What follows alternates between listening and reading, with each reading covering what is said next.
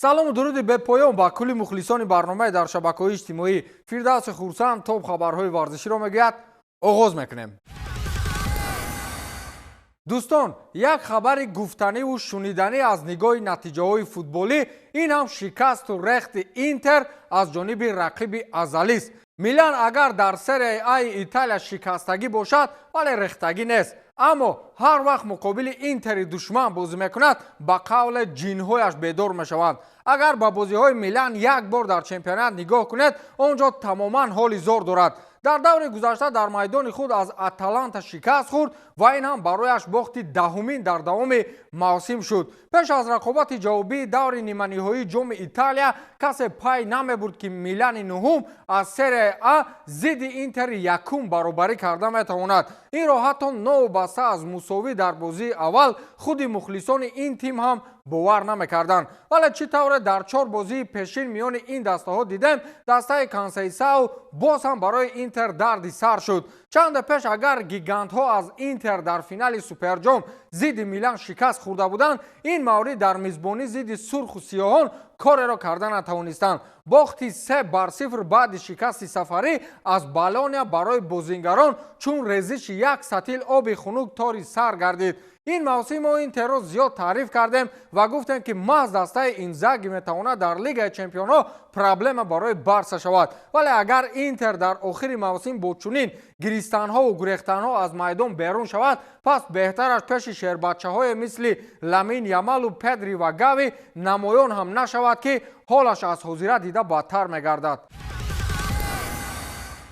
як масъалаи дигаре барои баррасӣ ин оғозшавии рақобатҳои марҳилаи чорякниҳоии Лигаи Чемпионҳои элитаи Осиё дар замини Саудӣ аст. тибқи низоми ҷорикардаи Конфедератсияи футболи Осиё, ин мавсим 8 дастаи беҳтарини қораи мо баҳри муайян кардани қаҳрамон ба биёбон рафтанд. аз ҳама муҳим албатта дар ин мусобиқа он аст ки аз дасти Роналду чӣ меомада бошад. магар Криштиануи бузург ин маврид метавонад ҷоизаро худӣ кунад ва мухлисонашро вақти баҳсҳо пеши пайравони Месси бадном накунад?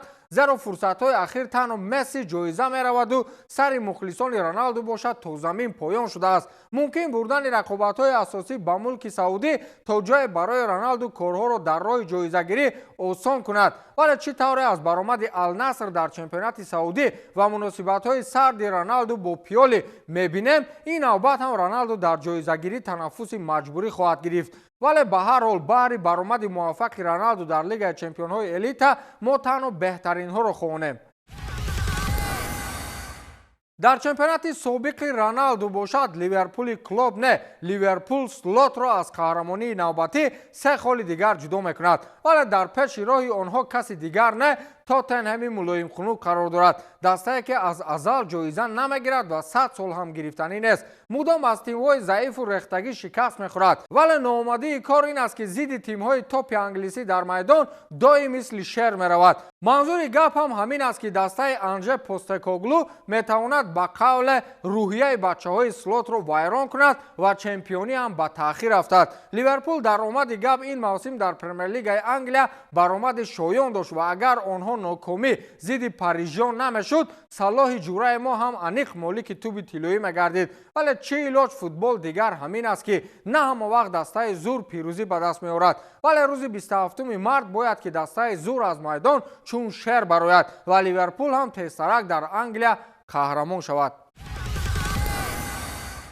як хабари дигари муҳим барои шумо дӯстон аз олами ҷанҷол ё худ санъати муҳорибаҳои омехта аст. баъди ба вазни Ислом Махачев баромадани Илия Тапурия дар ширкати Дана Уайт воқеан ҳам гапу чапҳо зиёданд. ба қавли ҷанговари гурҷитабори испанӣ, ӯ маҳз ба хотири камарбанди вазни сабук аз камарбанди худ даст кашид ва ба дивизиони Ислом Махачев баромад. он ҷо бошад на Оливейра ва на Махачев хостори ҷанг кардан бо Тапурияро надоранд. ба гуфти ин мардакҳои боҷигари ин дивизион, Тапурия бояд арзандаи ҷанг барои камарбанд дар ин дивизион бошад. вале аз ҷониби дигар Дана Уайтро ҳам фаҳмидан мумкин аст, зеро баъди оне ки рақобати Махачев ва Сарукян доир нашуд, ҷураи Трамп ҳам пай бурд ки дар ин дивизион дигар касе қудрати мубориза бо Исломро надорад. маҳз барои нигоҳ доштани интрига ва дур нарафтани мухлисон ба Беллатору PFL бояд ки барои доғистонии ҷасур рақиби арзанда ёфт. ба гапҳои охир агар бовар кунем,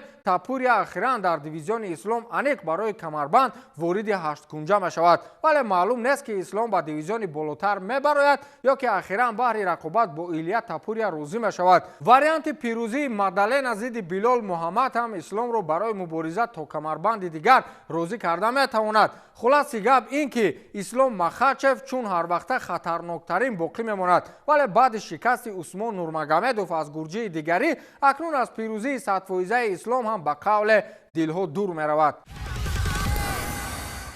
гапи охирин ин ки Реал Мадрид лангида дар чемпионати дохилӣ боз ҳам аз баракати голи ягона пирӯз шуд. бобои Перес бо ин мушкиливу буҳрони дохилӣ то ҳол бовар дорад ки дар Ла Лига Барселонаро ба қавле бакап карда метавонад. агар чунин сатҳу сифати бозӣ бошад, мадридиёни мағрур ин мавсим на он қадар машҳур ҳам дар финали ҷоми Испания ноком мешаванд ва ҳам дар Эл Класикои Ла Лига боз чанд голи дигар мехӯранд. зеро худ дидед ки зидди Атлетик Билбао бозии сангин буд ва танҳо маҳорати Валверде ҳамаи корҳоро дар охир дуруст кард. вақти бозӣ бо Хетафе бошад, ҳамон Арда Гуляри тӯли мавсим нодаркор яке аз маҷбурӣ даркорӣ шуд.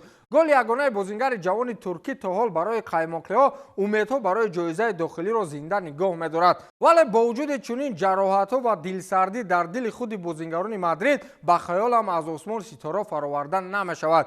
чунин тартиб бозингарон ҳамаро дар майдон ҷазир мекунад ва пири коре бо номи Анчелоти ахиран бе шунидани ягон сухани миннатдорӣ аз кор ҷавоб дода мешавад.